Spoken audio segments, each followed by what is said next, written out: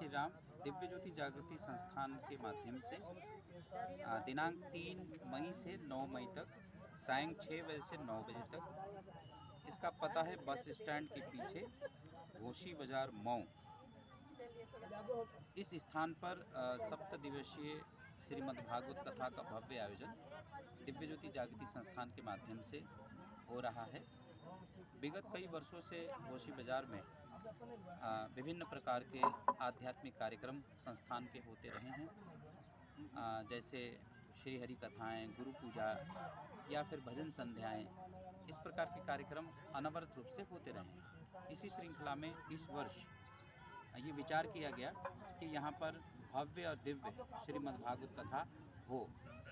इसलिए दिव्य गुरु श्री आशुतोष महाराज जी की 7वीं शिष्या हैं, 7वीं सुश्री भाग्यश्री भारती जी, जो पंजाब की धरती से यहाँ कथा वांचने के लिए पधारेंगी। उनकी टीम संगीतमय तरीके से ये कार्यक्रम की प्रस्तुति होगी और दिनांक 3 मई को सुबह 9 बजे कथा स्थल से ही एक भव्य दिव्य कलश यात्रा यहाँ से निकलेगी, ताकि जन जन तक को आध्यात्मिक संदेश दिया जा सके।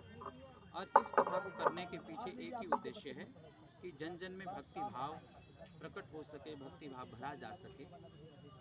दिव्य गुरु श्री आशुतोष महाराज जी भागवत कथाएं या किसी कथाओं के माध्यम द्वारा मानव मन में जो अंतर चेतना है उसे जागृत करने का कार्य करते हैं।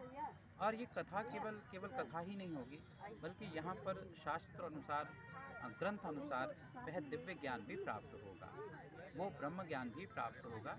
और ब्रह्म ज्ञान का अर्थ या दिव्य ज्ञान का अर्थ यही होता है कि जब पूर्ण गुरु आपके मस्तक पर हाथ रखते हैं, ये दिव्य नेत्र खोलते हैं, आंतरिक जगत में ही ईश्वरीय परम प्रकाश स्वरूप का दर्शन हो जाता है। जब हमें ईश्वर के दर्शन होते हैं तब हम वास्तविक ध्यान साधना की पद्धति में प्रवेश करते हैं, तभी हमारे आंतरिक जगत में परिवर्तन भी आता है।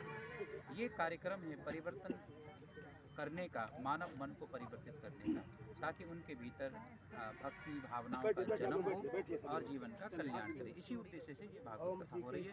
मैं सभी जनपद मऊ घोशी बाजार के सभी भक्त महानुभावों को अपील करना चाहूँगा कि 3 तारीख से प्रारंभ होने जा रही इस सप्त दिवसीय भागवत कथा में आप सभी पधारें और अपने जीवन को सफल बनाएं। धन्यवाद। जो कलश यात्रा है वो कहाँ से निकाली जाएगी और कहाँ पे समाप्त होगी? देखिए, कलश यात्रा का जो है वो रूट तो यही शिव मंदिर से प्रारंभ होगी और शहर के विभिन्न क्षेत्रों से होते हुए पुनः कथा स्थल तक पहुंचेगी।